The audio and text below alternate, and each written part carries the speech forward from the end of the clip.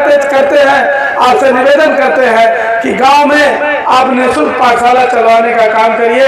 और जो पैसा आप लोग, अभी हमने सुना कि 1 साल तक के लिए बुकिंग कर दी जा रही है कि अगली साल भी इस कार्यक्रम के लिए देंगे, तो आप उनसे कहिए कि हमको शिक्षा की जरूरत है, हमको शिक्षा की जरूरत है, बच्चों की शिक्षा की जरूरत है, हमको शिक्षा दे दीजिए, हमको शिक्षा दे दीजिए, श्रेष्ठ चीजें हम हासिल कर लेंगे।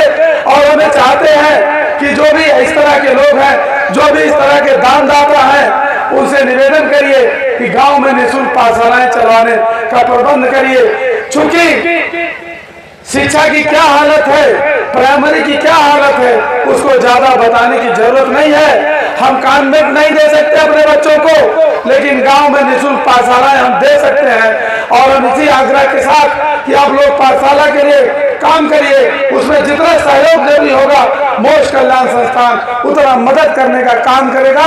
लेकिन बेनीपुर के अंदर अगली बार जब ये बाबा साहब की जयंती मनाई जाए, तो उसके साथ साथ पाठशाला के उन बच्चों को, बेनीपुर के निःशुल्क पाठशाला के उन बच्चों को सम्मानित किया जाए और उन टीचरों को सम्मानित किया जाए जो अपना इसमें पढ़ाने का काम करें। और ऐसे पाठशाला संचालकों को 3 जनवरी माता सावित्रीबाई फुले जयंती पर हम तिगुनी अपार से सम्मानित करने का काम करेंगे, ऐसे बच्चों को सम्मानित करने का काम करेंगे। चूंकि हमारा ये मानना है, हमारा ये यकीन है कि बाबा साहब का जो निर्देश है, हमको उस पर काम करने की जरूरत है। साथियों, बाबा साहब ने आपको लोकतंत्र दिया, लोकतंत्र दे के दिल्ली की तरफ इशारा किया कि मेरे बच्चों संगठित होकर के दिल्ली पे कब्जा कर लेना। लेकिन आज भी हम लोग संगठित समझ ही नहीं पा रहे हैं किसके साथ होना है, किसके साथ संगठित होना है। माननीय कांशीराम साहब ने हमको बता दिया कि 85% यही आपका समाज है, इसके साथ संगठित होना है। लेकिन आज भी हम ब्राह्मणी व्यवस्था द्वारा बनाई गई जातियों के दरबे में हम घुसे हैं। मंच से जब जैसे हम उतर के जाते हैं, फिर उसी जात के दरबे में हम घुस जाते हैं और दोष किसी और का देते हैं। साथियों, भाइयों बहनों, ये वक्त आ गया है, समय आ गया है। 85% को आपको अपना समाज मानना पड़ेगा। अगर बुद्धमय देश को बनाना चाहते हो, वाकई बाबा साहब के मिशन को पूरा करना चाहते हो, उस कड़ी में काम करना पड़ेगा। और 85% समाज को अपने दिल में, बहुजन समाज को अपना समाज मानना पड़ेगा और इनके दुख दर्द में, इनके प्रताड़ना पीड़ा में इनके साथ खड़ा होना पड़ेगा। इनकी वक्त जरूरत में मदद करनी होगी।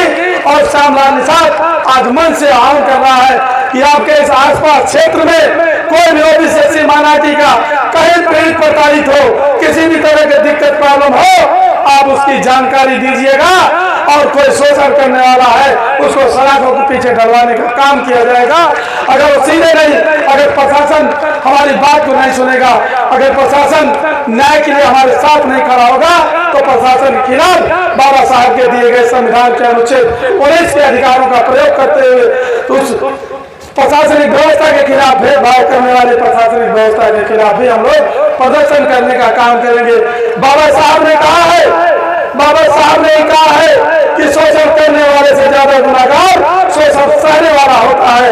आप लोगों को शोषण सहने की जरूरत नहीं है, करता है उसके खिलाफ आवाज उठाइए। आप फोन करिए, संत लाल साहब को बताइए, हमको बताइए, हम लोग आपके साथ कंधे से कंधा मिला